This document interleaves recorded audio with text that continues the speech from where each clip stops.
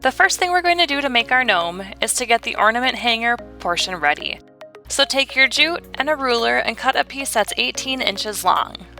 Next up, we're going to take a piece of yarn, cut it just as long as the jute, and set that off to the side as well. Then we're going to start making our tassel. So take yarn from the center of your skein of yarn and wrap it around that 4x4 square 35 to 45 times. The more times you go around, the thicker it will be. As you're going around, try not to go too diagonally, try and go in a nice uniform row. This will help make it so you don't have to do as much trimming to your tassel in the end. So keep winding until you go around 35 to 45 times and the yarn is at the bottom.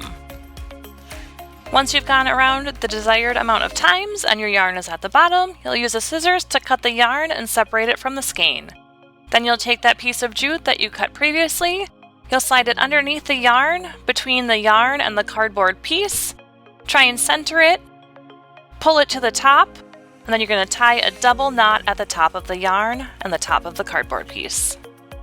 This jute piece is where the ornament is going to hang from, so you can go ahead, stretch it out so it's even, and then create a knot at the top so that your ornament will be able to hang. Then you're going to take the cardboard piece out from the inside of the yarn, so slide it out carefully and try and keep all the yarn together. Then you're going to take that extra piece of yarn that we cut earlier, place it horizontally on the table, and place your bundle of yarn on the top. You are going to tie that piece of horizontal yarn around the yarn bundle that you created earlier, making it about 1 inch below the jute we have attached at the top, and then double knot it in place. This is just going to hold all of the strands together. Then we've reached my favorite part of the project, where you get to take the loops on the bottom that are the opposite side of the jute, and you get to cut them. Once we've got all of those loops separated, then you get to trim your gnome beard and try and make it nice and even. So let all of those little tassel pieces dangle at the bottom and try and trim all the long pieces down and make it so everything is nice and flush. Now that we've got our tassel made, we are going to move on to getting the hat cut out of the buffalo plaid table runner.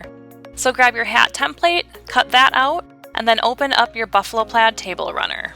Line your hat template up with the side of the table runner and begin to cut it out. On one end of the table runner, you will see a wired edge. We don't want to use that, so you will cut that piece off. And now we get to take the tassel and roll it up in the buffalo plaid hat. So place the buffalo plaid so the fuzzy side is down. You will curl the tassel along the curved edge. You're going to make it so about 1 inch of the tassel is on the inside of the hat, and you'll curl until you get the buffalo plaid to overlap. Once it overlaps, you're going to apply a line of hot glue down the straight edge,